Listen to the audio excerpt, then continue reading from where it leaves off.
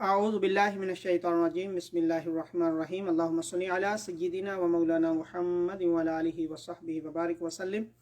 जी, आज का सवाल हमारी एक बहन ने पूछा है कि वो मकरूज़ है इस सूरत में कि उसने स्टूडेंट लोन लिया था और वो किस्त वाइज उसको जो है पे भी कर रही है, यानी इंस्टॉलमेंट में हर महीने वो उसको वापस कर रही है और उसने पीएचडी कर ली है और उसके पास इसके अलावा सोना, गोल्ड, ज्वेलरी वो भी मौजूद है, तो क्या वो ज़कात देगी या नहीं देगी? जी मेरी बहन, इसका जवाब ये है कि जो स्टूडेंट लोन था वो आपने अपनी सहूलत के लिए लिया है और सोना, गोल्ड आपके पास जो मौजूद है उस पर ज़कात बनेगी अगर वो निसाब को पहुंचता है। हाँ, आपने ये बताया कि आपके पास तो माशाल्लाह कोई 35 तोले के बराबर है, तो इस पर तो ज़कात लाजमी बनती है। आप उसका हिसाब लगाएं और क्योंकि जब 7.5 तोले या इससे ज़्यादा सोना हो तो उस पर ज़कात जो है वो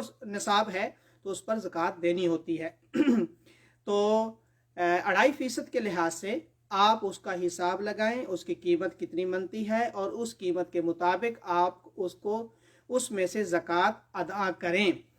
ये जो स्टूडेंट लोन है ये आपने अपनी सहूलत के मुताबिक लिया है। और इसी के साथ मैं ये भी अर्ज करता चलूँ, अगर आपने गाड़ी ली है, आपने बिजनेस किया है, आपने मॉर्गेज पे घर लिया है, तो उसको भी एक साइड पे रखें, आप इसको कर्ज में शामिल ना करें।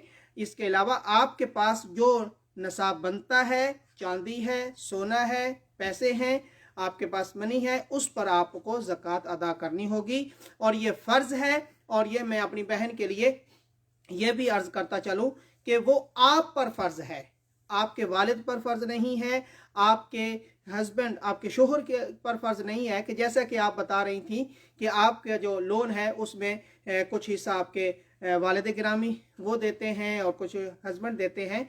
तो नहीं, ये ज़कात आप पे फ़र्ज़ है, आपने ये अदा करनी है। अल्लाह रब्बुल इज़्ज़त हमें अमल करने की तौफीक इनायत फरमाए और दीन पर अमल करने की तौफीक इनायत फरमाए। अस्सलामु अलैकुम व रहमतुल्लाहि व बरकातुहू।